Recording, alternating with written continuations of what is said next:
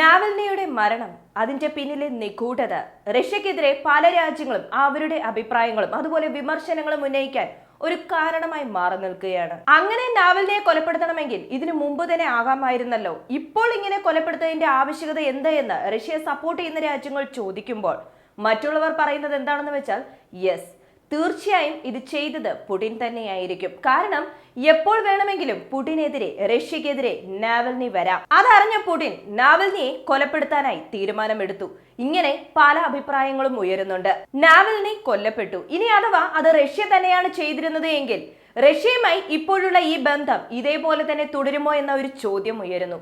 ഇതിന് Indian government officials പറയുന്നു, yes, ഞങ്ങൾ റഷ്യക്ക് സപ്പോർട്ടായിട്ടാണ് പ്രവർത്തിച്ചിട്ടുള്ളത്, ഇപ്പോഴും പ്രവർത്തിച്ചുകൊണ്ടിരിക്കുന്നത്, ഇനിയും അതേ രീതിയിൽ തന്നെയായിരിക്കും പ്രവർത്തിക്കുന്നത്.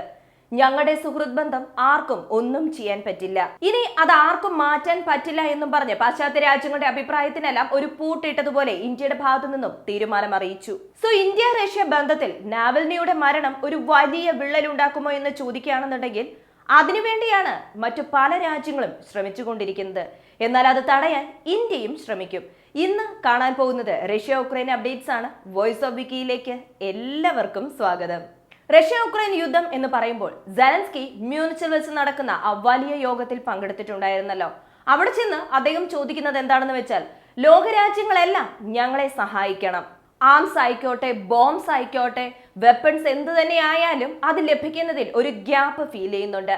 ആ ഗ്യാപ്പ് ഫില്ല് ചെയ്യാൻ വേണ്ടി നിങ്ങൾ സഹായിക്കണം. അങ്ങനെ സഹായങ്ങൾ ലഭിച്ചാൽ മാത്രമേ ഞങ്ങൾക്ക് കൗണ്ടർ ഒഫൻസീവ് ചെയ്യാൻ പറ്റുകയുള്ളൂ എന്ന് സെലൻസ്കി റിക്വസ്റ്റ് ചെയ്തിരിക്കുന്നു. അതേ യോഗത്തിൽ വെച്ച് തന്നെ സെലൻസ്കിയുമായി ജർമ്മനി അതുപോലെയുള്ള ഫ്രാൻസ് നേതാക്കളും സംസാരിച്ചിട്ടുണ്ടായിരുന്നു. ജർമ്മനിക്കും ഉക്രൈനും മധ്യേ ഒരു സെക്യൂരിറ്റി അക്കോർഡ് സൈൻ ചെയ്ത കാര്യം നമ്മൾ കഴിഞ്ഞ അപ്ഡേറ്റിൽ പറഞ്ഞിട്ടുണ്ടായിരുന്നു. അതേപോലെ ഒരു സെക്യൂരിറ്റി അക്കോർഡ് ഫ്രാൻസും ഉക്രൈനും തമ്മിൽ സൈൻ ആയിരിക്കുന്നു. പക്ഷെ ഇത് എത്ര ദിവസം ഇങ്ങനെ പോകുമെന്നത് അറിയില്ല. അതൊരു വലിയ ചോദ്യം തന്നെയാണ്. അങ്ങനെയാണെങ്കിൽ സെലൻസ്കി ആവശ്യപ്പെട്ട ആയുധങ്ങളെല്ലാം സെലൻസ്കിക്ക് ലഭിച്ചോ എന്ന് നോക്കുകയാണെങ്കിൽ ഒന്നും തന്നെ കിട്ടിയിട്ടില്ല. ആകെ 2-3 അഗ്രിമെന്റിൽ മാത്രമാണ് സൈൻ ആയിരിക്കുന്നത്. അതേപോലെ തന്നെയാണ് F-16 കാര്യം. ഇപ്പോഴെത്തും അല്ലെങ്കിൽ അടുത്ത മാസം എത്തുമെന്ന് പറയുന്നതല്ലാതെ അത് എപ്പോൾ എത്തുമെന്നുള്ളത് F-16 ബന്ധപ്പെട്ട യാതൊരു കാര്യത്തിലും അമേരിക്കയ്ക്ക് പോലും അഭിപ്രായം പറയാൻ പറ്റുന്നില്ല. അടുത്തത് റെയിൻമെറ്റൽ എന്ന ഒരു ഫാക്ടറി അല്ലെങ്കിൽ ഒരു സ്ഥാപനം. ഇത് ജർമ്മനിയുടെ ഒരു സ്ഥാപനമാണ്. റെയിൻമെറ്റൽ എന്ന ഈ ഒരു സ്ഥാപനവുമായി ബന്ധപ്പെട്ട നിരവധി അപ്ഡേറ്റുകൾ നമ്മുടെ വീഡിയോസിലൂടെ തന്നെ നിരവധി ദിവസങ്ങൾ പറഞ്ഞിട്ടുണ്ട്.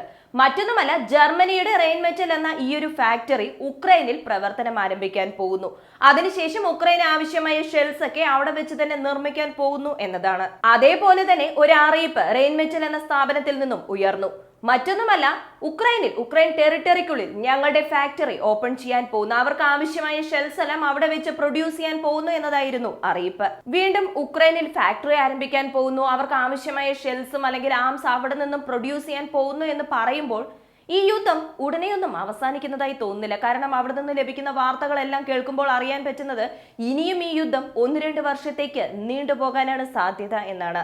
നാവൽനി മരണപ്പെട്ടോ ഇല്ലയോ എന്ന് നിരവധി പേർ ചോദിക്കുന്നുണ്ടെങ്കിലും നാവൽനിയുടെ കുടുംബാംഗങ്ങൾ തന്നെ പറയുന്നു, യെസ്, പെട്ടെന്നുണ്ടായ ഡെത്ത് സിൻഡ്രോം മൂലമാണ് മരണപ്പെട്ടിരിക്കുന്നത് എന്ന് നാവൽനിയുടെ അമ്മ തന്നെ പറഞ്ഞിരിക്കുന്നു.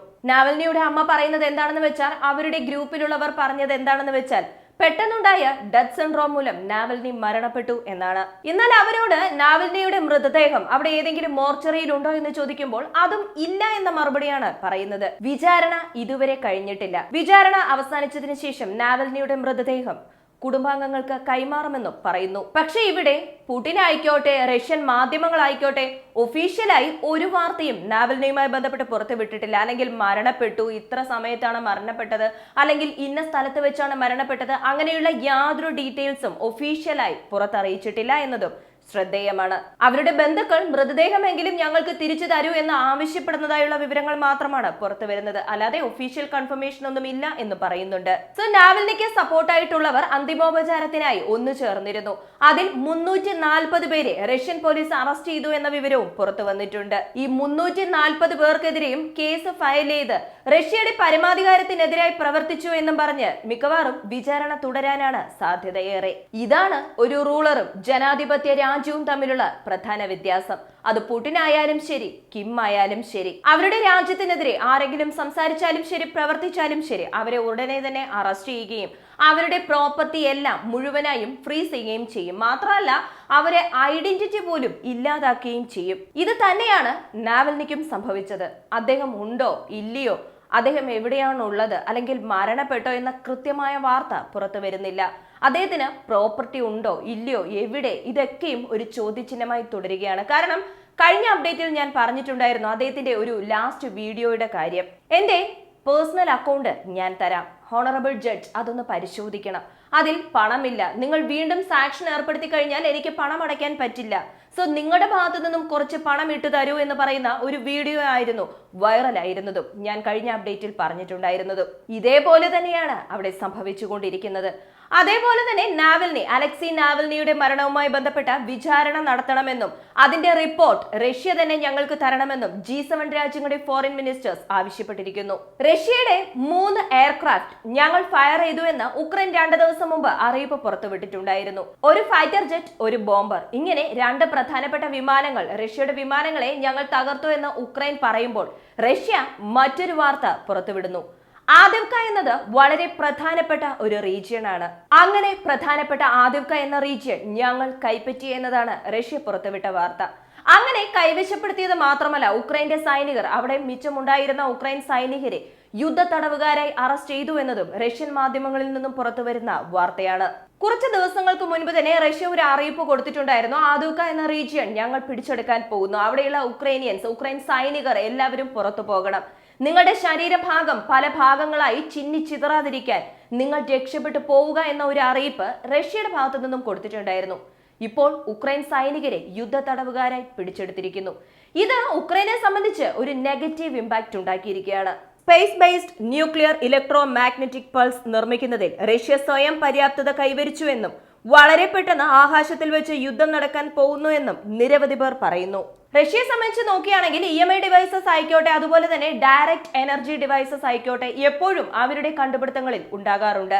അതിനുമപ്പുറം ഹൈടെക് ടെക്നോളജിയൊക്കെ റഷ്യ ഇതിൽ ഉൾപ്പെടുത്തിയിട്ടുണ്ട് എന്ന് പല മാധ്യമങ്ങളും, പാശ്ചാത്യ മാധ്യമങ്ങളെല്ലാം അവരുടെ വാർത്തകൾ ഷെയർ ചെയ്തുകൊണ്ടിരിക്കുന്നു.